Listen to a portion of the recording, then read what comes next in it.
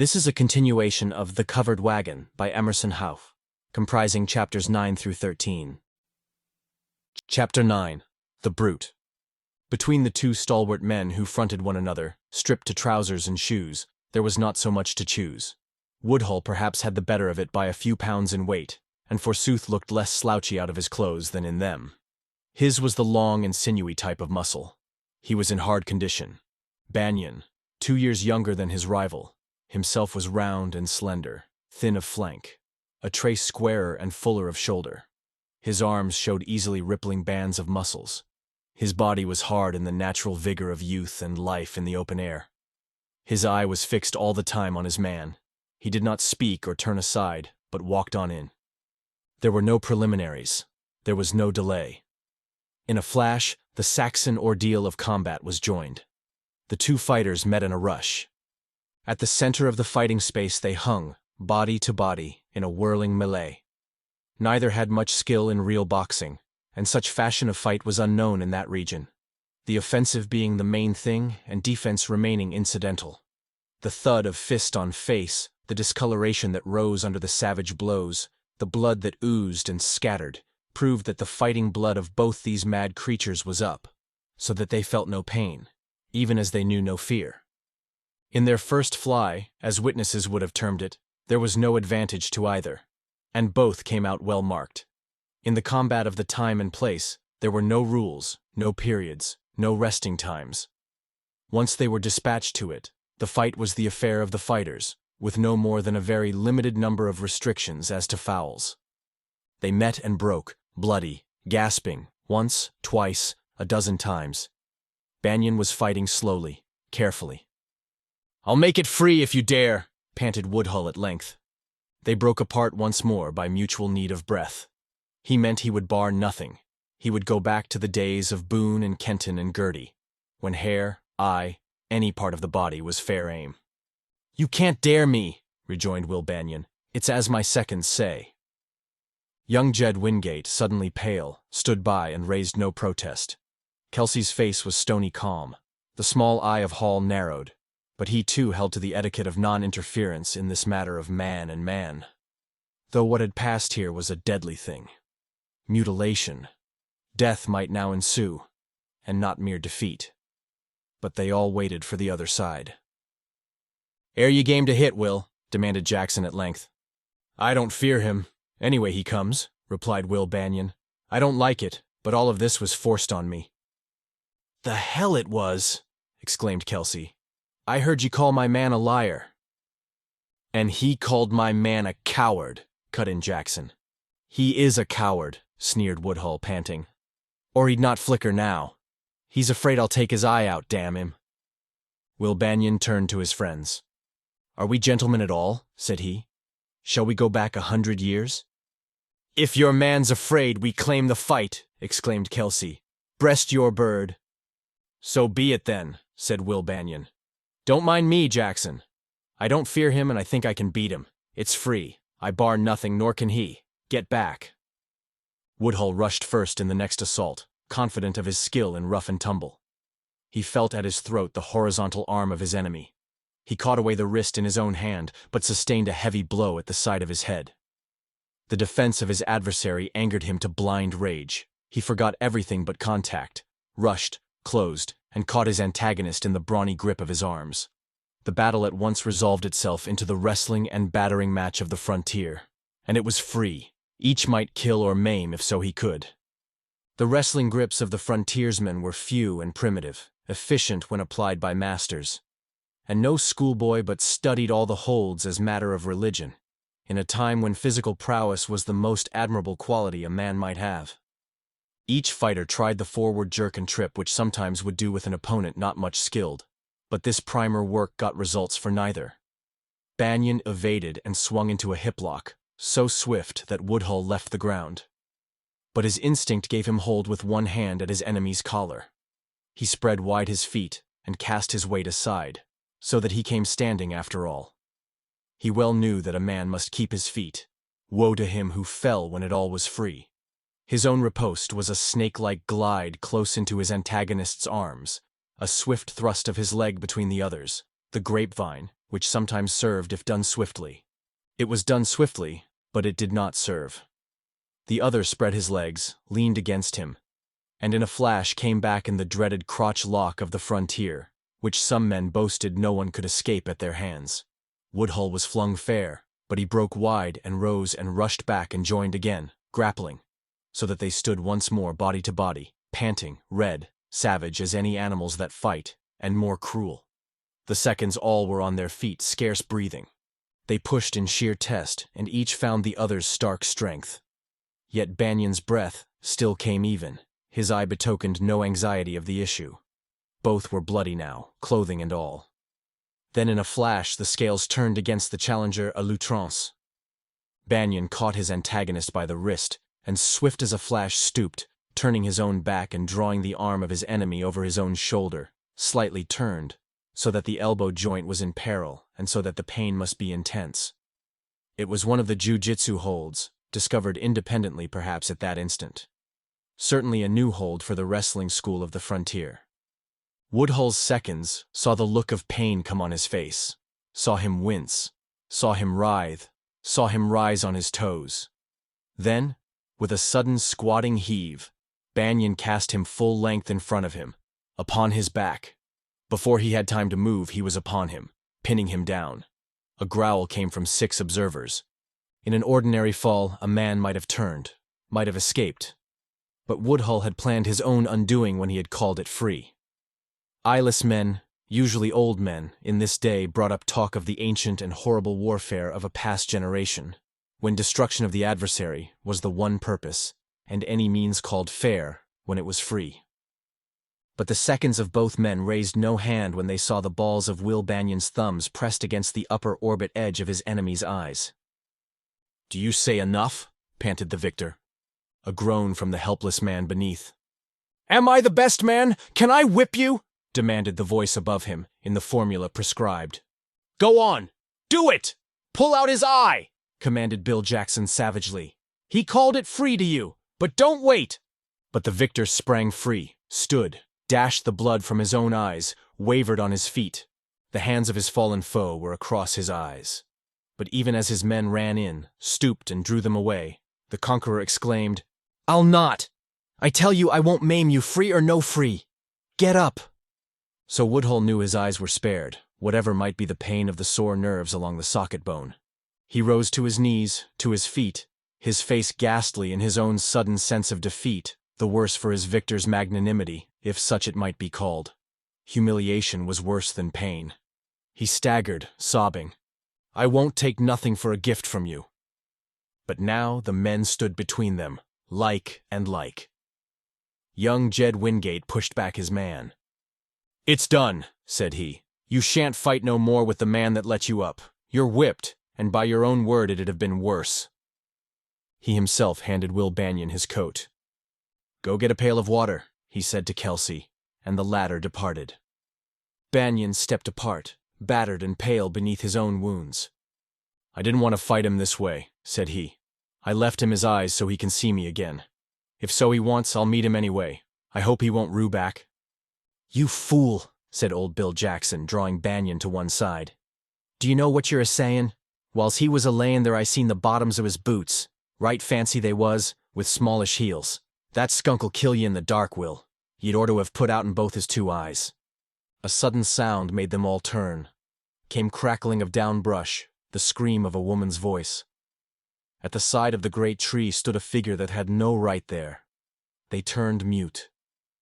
It was Molly Wingate who faced them all now, turning from one bloody naked figure to the other.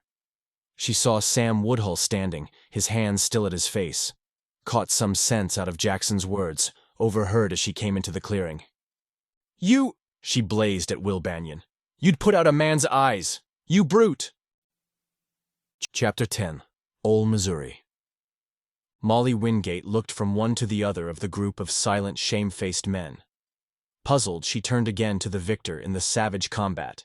"You!" Will Banion caught up his clothing, turned away. "You are right," said he. "I have been a brute. Goodbye." An instant later, Molly found herself alone with the exception of her brother. "You, Jed, what was this?" she demanded.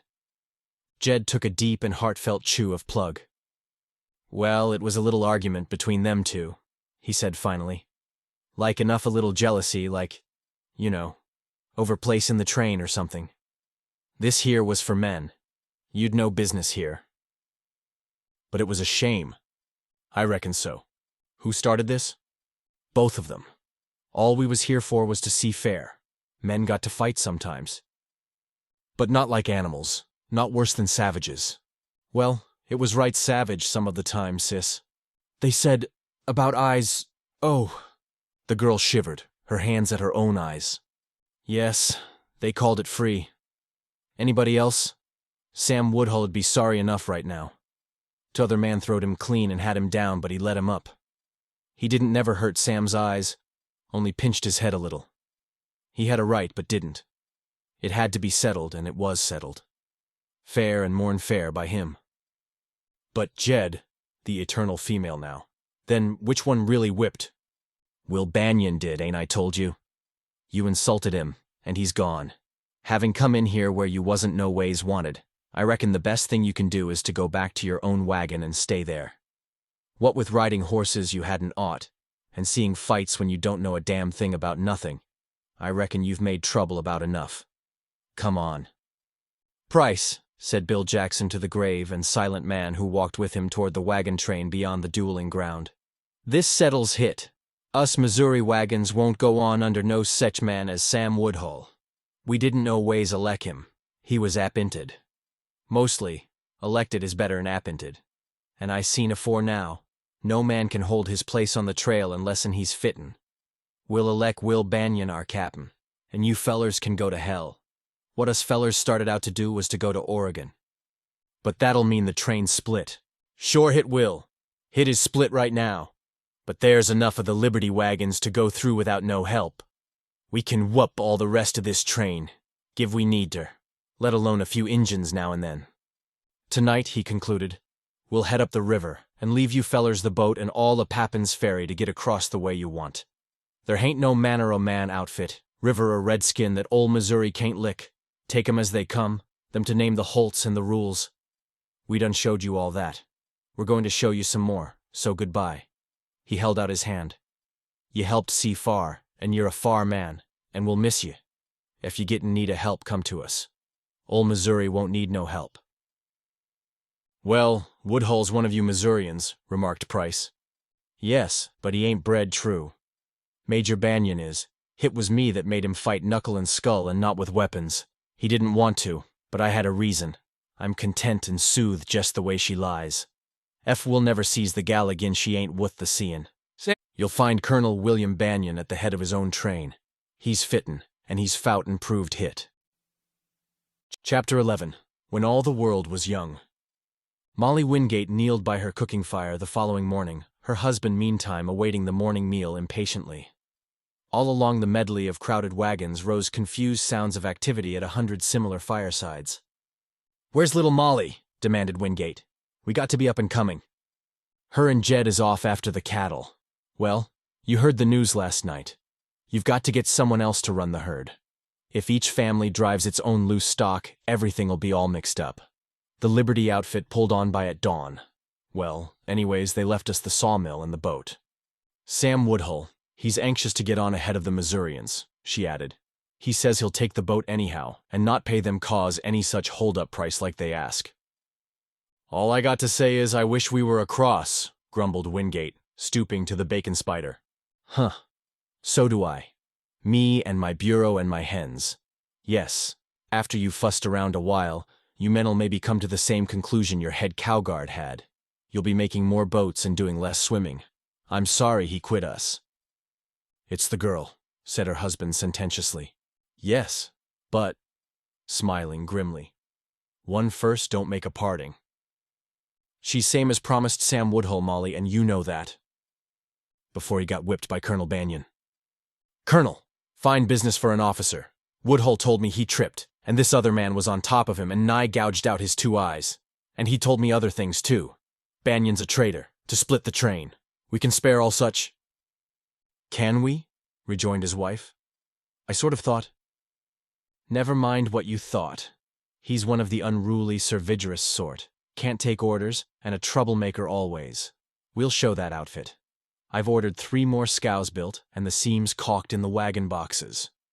Surely enough, the Banyan plan of crossing, after all, was carried out. And although the river dropped a foot meantime, the attempt to ford en masse was abandoned. Little by little, the wagon parks gathered on the north bank, each family assorting its own goods and joining in the general sauve-qui-peut. Nothing was seen of the Missouri column, but rumor said they were ferrying slowly, with 1 boat and their doubled wagon boxes, over which they had nailed hides. Woodhull was keen to get on north ahead of this body. He had personal reasons for that. None too well pleased at the smiles with which his explanations of his bruised face were received, he made a sudden resolution to take a band of his own immediate neighbors and adherents and get on ahead of the Missourians. He based his decision, as he announced it, on the necessity of a scouting party to locate grass and water. Most of the men who joined him were single men, of the more restless sort. There were no family wagons with them. They declared their intention of traveling fast and light until they got among the buffalo. This party left in advance of the main caravan, which had not yet completed the crossing of the Kaw. "Roll out! Roll out!" came the mournful command at last, once more down the line. It fell on the ears of some who were unwilling to obey. The caravan was disintegrating at the start. The gloom cast by the long delay at the ford had now resolved itself in certain instances into fear amounting half to panic. Some companies of neighbors said the entire train should wait for the military escort. Others declared they would not go further west, but would turn back and settle here, where the soil was so good. Still others said they all should lie here, with good grass and water, until further word came from the Platte Valley train, and until they had more fully decided what to do. In spite of all the officers could do, the general advance was strung out over 2 or 3 miles. The rapid loss in order, these premature divisions of the train, augured ill enough. The natural discomforts of the trail now also began to have their effect. A plague of green-headed flies and flying ants assailed them by day, and at night the mosquitoes made an affliction well-nigh insufferable. The women and children could not sleep. The horses groaned all night under the clouds of tormentors which gathered on them. Early as it was, the sun at times blazed with intolerable fervor, or again the heat broke in savage storms of thunder, hail, and rain. All the elements, all the circumstances seemed in league to warn them back before it was too late, for indeed they were not yet more than on the threshold of the plains. The spring rains left the ground soft in places, so that in creek valleys stretches of corduroy sometimes had to be laid down. The high waters made even the lesser fords difficult and dangerous, and all knew that between them and the Platte ran several strong and capricious rivers, making in general to the southeast, and necessarily transected by the great road to Oregon. They still were in the eastern part of what is now the state of Kansas, one of the most beautiful and exuberantly rich portions of the country, as all early travelers declared. The land lay in a succession of timber-lined valleys and open prairie ridges. Groves of walnut, oak, hickory, elm, ash. At first were frequent, slowly changing, farther west, to larger proportions of poplar, willow, and cottonwood. The white dogwood passed to make room for scattering thickets of wild plum. Wild tulips, yellow or of broken colors. The campanula, the wild honeysuckle, lupines, not yet quite in bloom. The sweetbriar and increasing quantities of the wild rose gave life to the always changing scene. Wild game of every sort was unspeakably abundant. Deer and turkey in every bottom, thousands of grouse on the hills, vast flocks of snipe and plover, even numbers of the green parakeets then so numerous along that latitude. The streams abounded in game fish. All nature was easy and generous. Men and women grumbled at leaving so rich and beautiful a land lying waste. None had seen a country more supremely attractive. Emotions of tenderness, of sadness, also came to many. Nostalgia was not yet shaken off. This strained condition of nerves, combined with the trail hardships, produced the physical irritation which is inevitable in all amateur pioneer work. Confusions, discordances, arising over the most trifling circumstances, grew into petulance, incivility, wrangling, and intrigue, as happened in so many other earlier caravans. In the Babel-like excitement of the morning catch-up, amid the bellowing and running of the cattle evading the yoke. More selfishness, less friendly accommodation now appeared, and men met without speaking, even this early on the road. The idea of 4 parallel columns had long since been discarded. They broke formation, and at times the long caravan, covering the depressions and eminences of the prairie, wound along in mile-long detachments, each of which hourly grew more surly and more independent. Overdriven oxen now began to drop. By the time the prairies proper were reached, more than a score of oxen had died. They were repeating trail history, as recorded by the travelers of that day. Personal and family problems also made divisions more natural. Many suffered from ague. Fevers were very common. An old woman past 70 died one night and was buried by the wayside the next day. 10 days after the start, twins were born to parents moving out to Oregon. There were numbers of young children, many of them in arms, who became ill. For one or other cause, wagons continually were dropping out. It was difficult for some wagons to keep up, the unseasoned oxen showing distress under loads too heavy for their draft. It was by no means a solid and compact army after all, this westbound wave of the first men with plows. All these things sat heavily on the soul of Jesse Wingate, who daily grew more morose and grim. As the train advanced, bands of antelope began to appear. The striped prairie gophers gave place to the villages of countless barking prairie dogs, curious to the eyes of the newcomers. At night, the howling and snarling of gray wolves now made regular additions to the coyote chorus, and the voices of the owls and whippoorwills. Little by little, day by day, civilization was passing. The need for organization daily became more urgent. Yet the original caravan had split practically into 3 divisions within 150 miles from the jump-off, although the bulk of the train hung to Wingate's company and began to shake down, at least into a sort of tolerance. Granted good weather, as other travelers had written, it was indeed impossible to evade the sense of exhilaration in the bold, free life. At evening encampment, the scene was one worthy of any artist of all the world. The oblong of the wagon park, the white tents, the many fires, made a spectacle of marvelous charm and power. Perhaps within sight, at one time, under guard for the evening feed on the fresh young grass, there would be 2,000 head of cattle. In the wagon village, men, women, and children would be engaged as though at home. There was little idleness in the train, and indeed there was much gravity and devoutness in the personnel. At one fireside, the young men might be roaring, "Old Grimes is dead, that good old man," or, "Oh, then Susanna." But quite as likely close at hand some family group would be heard in sacred hymns. A strange envisagement it all made, in a strange environment, a new atmosphere, here on the threshold of the wilderness. Chapter 12. The Dead Men's Tale. The wilderness close at hand soon was to make itself felt. Wingate's outriders moved out before noon of one day, intending to locate camp at the ford of the Big Vermilion. 4 miles in advance, they unexpectedly met the scout of the Missouri column, Bill Jackson, who had passed the Wingate train by a cutoff of his own, on a solitary ride ahead for sake of information. He was at a gallop now, and what he said sent them all back at full speed to the head of the Wingate column. Jackson, riding ahead, came up with his hand raised for a halt. "My God, Captain, stop the train," he called. "Hit won't do for the woman and children to see what's on ahead yan." "What's up? Where?" demanded Wingate. "On 3 Mile, on the water where they camped night afore last. Thar they air 10 men and the rest's gone. Woodhull's wagons, but he ain't thar. Wagons burned, mules standing with errors in them, rest all dead but a few. Hit's the Pawnees." The column leaders all galloped forward, seeing first what later most of the entire train saw: the abominable phenomena of Indian warfare on the plains. Scattered over a quarter of a mile, where the wagons had stood not grouped and perhaps not guarded, lay heaps of wreckage beside heaps of ashes. One by one, the corpses were picked out, here, there, over more than a mile of ground. They had fought, yes, but fought each his own losing individual battle after what had been a night surprise. The swollen and blackened features of the dead men stared up, mutilated as savages alone mark the fallen. 2 were staked out, hand and foot, and ashes lay near them, upon them. Arrows stood up between the ribs of the dead men, driven through and down into the ground.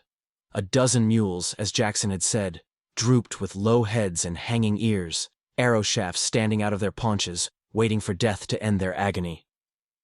"Finish them, Jackson." Wingate handed the hunter his own revolver, signaling for Kelsey and Hall to do the same. The methodical cracking of the handarms began to end the suffering of the animals. They searched for scraps of clothing to cover the faces of the dead, the bodies of some dead.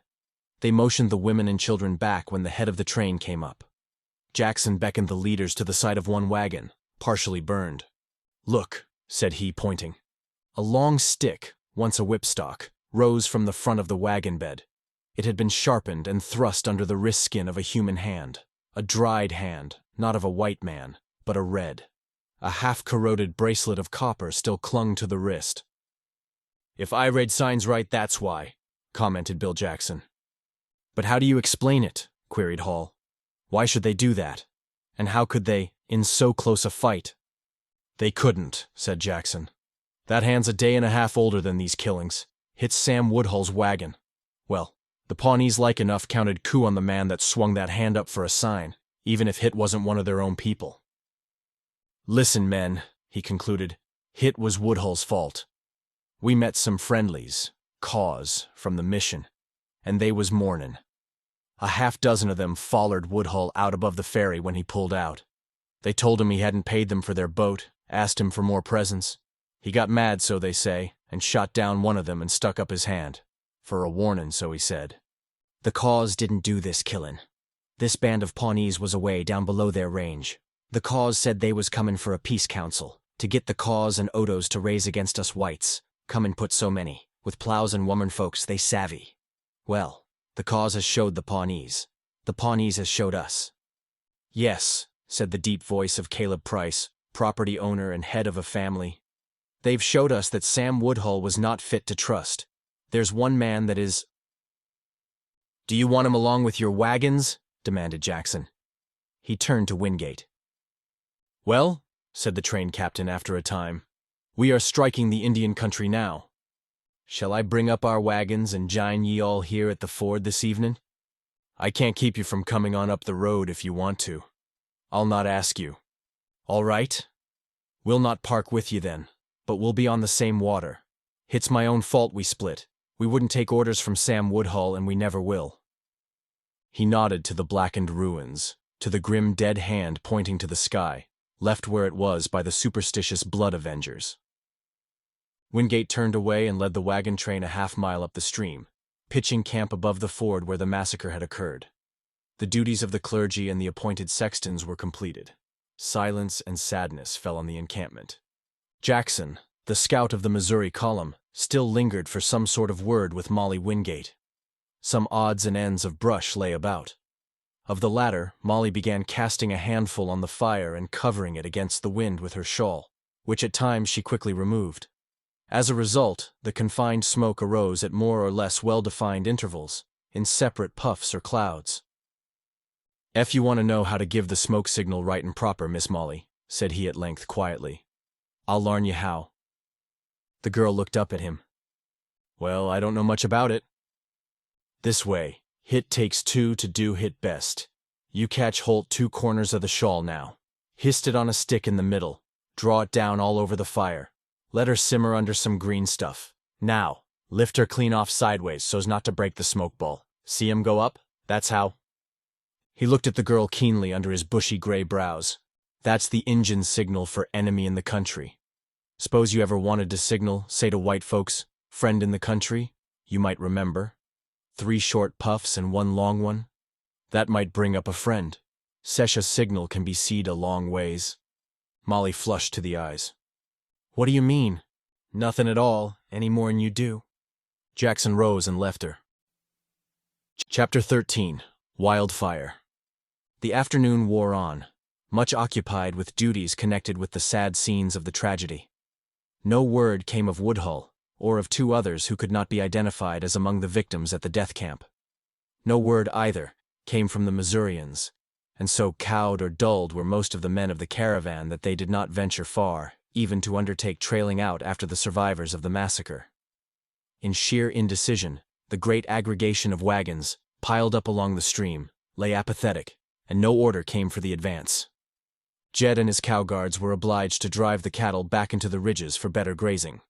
For the valley and adjacent country, which had not been burned over by the Indians the preceding fall, held a lower matting of heavy dry grass through which the green grass of springtime appeared only in sparser and more smothered growth. As many of the cattle and horses even now showed evil results from injudicious driving on the trail, it was at length decided to make a full day's stop so that they might feed up.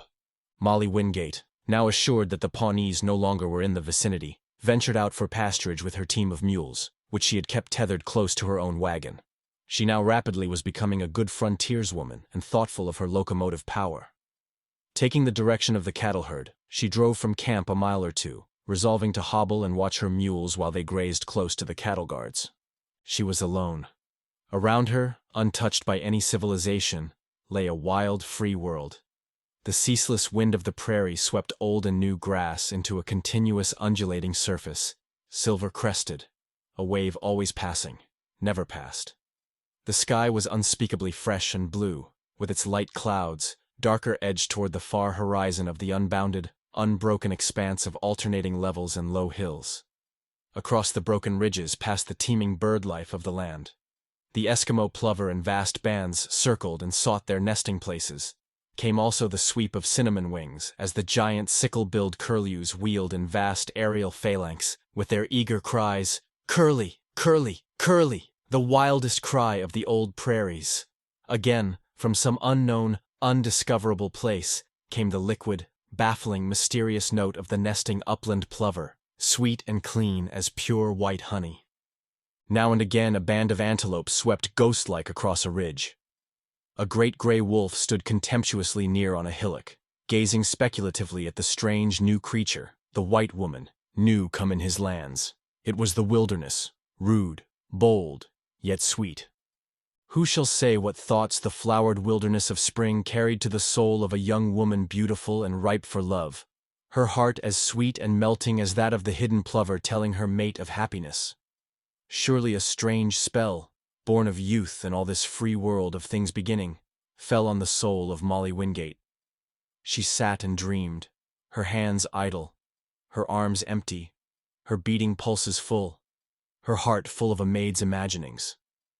How long she sat alone, miles apart, an unnoticed figure, she herself could not have said. Surely the sun was past zenith, when, moved by some vague feeling of her own, she noticed the uneasiness of her feeding charges. The mules, hobbled and sidelined as Jed had shown her, turned face to the wind, down the valley, standing for a time studious and uncertain rather than alarmed. Then, their great ears pointed, they became uneasy, stirred, stamped, came back again to their position, gazing steadily in the one direction. The ancient desert instinct of the wild ass, brought down through thwarted generations, never had been lost to them.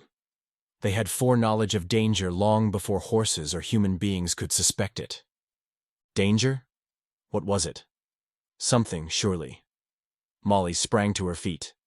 A band of antelope, running, had paused 100 yards away, gazing back. Danger, yes. But what? The girl ran to the crest of the nearest hillock and looked back. Even as she did so, it seemed that she caught touch of the great wave of apprehension spreading swiftly over the land. Far off, low-lying like a pale blue cloud, was a faint line of something that seemed to alter in look, to move, to rise and fall, to advance, down the wind. She never had seen it, but knew what it must be. The prairie fire. The lack of fall burning had left it fuel even now. Vast numbers of prairie grouse came by, hurtling through the silence, alighting, strutting with high heads, fearlessly close. Gray creatures came hopping, halting or running fully extended, the prairie hares fleeing far ahead. Band after band of antelope came on, running easily but looking back. A heavy line of large birds, black to the eye, beat on laboriously, alighted, and ran onward with incredible speed. The wild turkeys, fleeing the terror. Came also broken bands of white-tailed deer, easy, elastic, bounding irregularly, looking back at the miles-wide cloud, which now and then spun up, black as ink toward the sky, but always flattened and came onward with the wind. Danger? Yes. Worse than Indians, For yonder were the cattle. There lay the parked train, 200 wagons, with the household goods that meant their life savings and their future hope in far-off Oregon. Women were there, and children. Women with babes that could not walk. True, the water lay close, but it was narrow and deep and offered no salvation against the terror now coming on the wings of the wind. That the prairie fire would find in this strip fuel to carry it even at this green season of the grass the wily Pawnees had known. This was cheaper than assault by arms.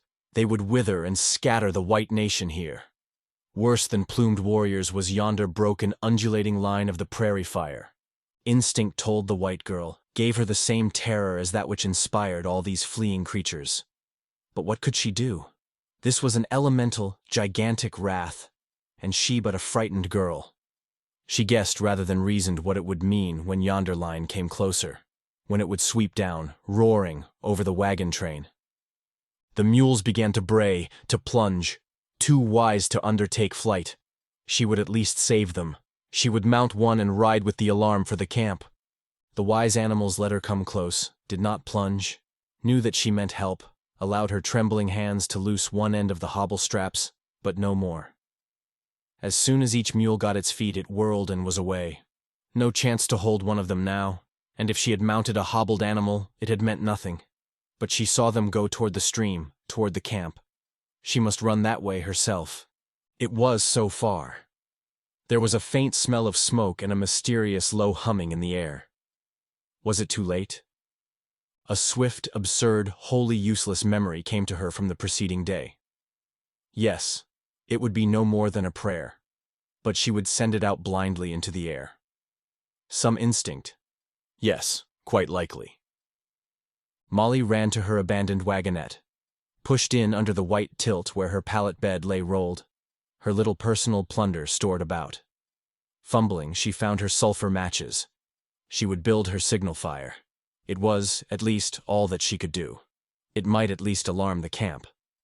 Trembling, she looked about her, tore her hands breaking off little faggots of tall dry weed stems, a very few bits of wild thorn and fragments of a plum thicket in the nearest shallow coulee. She ran to her hillock, stooped and broke a dozen matches, knowing too little of fire-making in the wind. But at last she caught a wisp of dry grass, a few dry stems, others the bits of wild plum branches. She shielded her tiny blaze with her frock, looking back over her shoulder, where the black curtain was rising taller. Now and then, even in the blaze of full day, a red, dull gleam rose and passed swiftly. The entire country was afire. Fuel? Yes, and a wind. The humming in the air grew, the scent of fire came plainly. The plover rose around their nests and circled, crying piteously. The scattered hairs became a great body of moving gray, like camouflage blots on the still undulating waves of green and silver, passing but not yet past, soon now to pass. The girl, her hands arrested, her arms out, in her terror, stood trying to remember. Yes, it was 3 short puffs and a long pillar. She caught her shawl from her shoulder, stooped, spread it with both hands, drove in her stiffest bough for a partial support, cast in under the edge, timidly, green grass enough to make smoke, she hoped. An instant and she sprang up, drawing the shawl swiftly aside, the next moment jealously cutting through the smoke with a side sweep of the covering. It worked. The cut-off column rose, bent over in a little detached cloud. Again, with a quick flirt, eager-eyed. And again, the detached irregular ball. A third time. Molly rose, and now cast on dry grass and green grass, till a tall and moving pillar of cloud by day arose. At least she had made her prayer.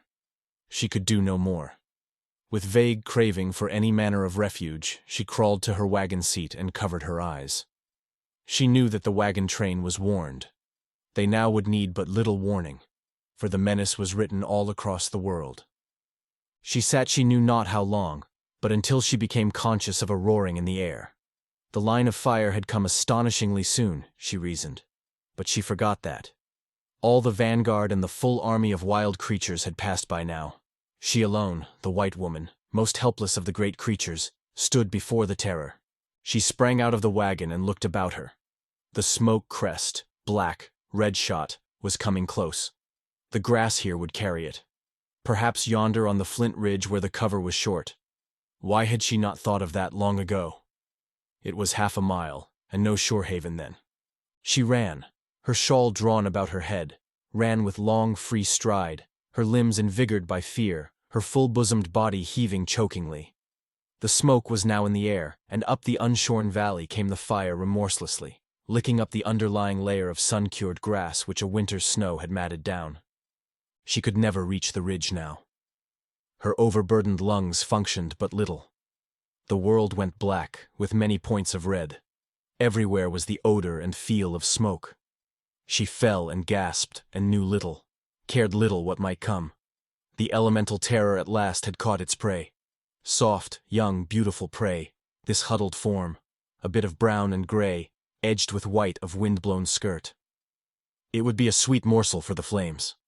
Along the knife-edged flint ridge which Molly had tried to reach there came the pounding of hoofs, heavier than any of these that had passed. The cattle were stampeding directly downwind and before the fire. Dully, Molly heard the lowing, heard the far shouts of human voices. Then, it seemed to her, she heard a rush of other hooves coming toward her. Yes, something was pounding down the slope toward her wagon, toward her. Buffalo, she thought, not knowing the buffalo were gone from that region. But it was not the buffalo, nor yet the frightened herd, nor yet her mules. Out of the smoke curtain broke a rider, his horse flat. A black horse with flying frontlet. She knew what horse. She knew what man rode him too, black with smoke as he was now. He swept close to the wagon and was off. Something flickered there, with smoke above it, beyond the wagon by some yards. Then he was in saddle and racing again, his eyes and teeth white in the black mask of his face. She heard no call and no command, but an arm reached down to hers, swept up, and she was going onward, the horn of a saddle under her, her body held to that of the rider, swung sidewise. The horse was guided not down but across the wind. Twice and 3 times silent, he flung her off and was down, kindling his little backfires, the only defense against a wildfire. He breathed thickly, making sounds of rage. "Will they never start?" he broke out at last. "The fools! The fools!" But by now it was too late. A sudden accession in the force of the wind increased the speed of the fire. The little line near Molly's wagon spared it, but caught strength. Could she have seen through the veils of smoke, she would have seen a half-dozen fires this side the line of the great fire. But fire is fire. Again he was in saddle and had her against his thigh, his body, flung any way so she came with the horse. And now the horse swerved, till he drove in the steel again and again, heading him not away from the fire but straight into it. Molly felt a rush of hot air. Surging, actual flame singed the ends of her hair. She felt his hand again and again sweep over her skirts, wiping out the fire as it caught. It was blackly hot, stifling. And then it was past. Before her lay a wide black world. Her wagon stood, even its white top spared by miracle of the back fire. But beyond came one more line of smoke and flame. The black horse neighed now in the agony of his hot hoofs. His rider swung him to a lower level, where under the tough cover had lain moist ground, on which uncovered water now glistened. He flung her into the mire of it, pulled up his horse there and himself lay down, full length, his blackened face in the moist mud above which still smoked stubbles of the flame-shorn grass. He had not spoken to her, nor she to him. His eyes rested on the singed ends of her blown hair, her charred garments, in a frowning sympathy which found no speech. At length he brought the reins of his horse to her, flirting up the singed ends of the long mane, further proof of their narrow escape. "I must try once more," he said. "The main fire might catch the wagon." He made off afoot. She saw him start a dozen nucleuses of fires, saw them advance till they halted at the edge of the burned ground, beyond the wagon, so that it stood safe in a vast black island. He came to her, drove his scorched boots deep as he could into the mud, and sat looking up the valley toward the emigrant train. An additional curtain of smoke showed that the men there now were setting out back fires of their own. He heard her voice at last. "It is the second time you have saved me. Saved my life, I think. Why did you come?" He turned to her as she sat in the edge of the wallow, her face streaked with smoke, her garments half burned off her limbs.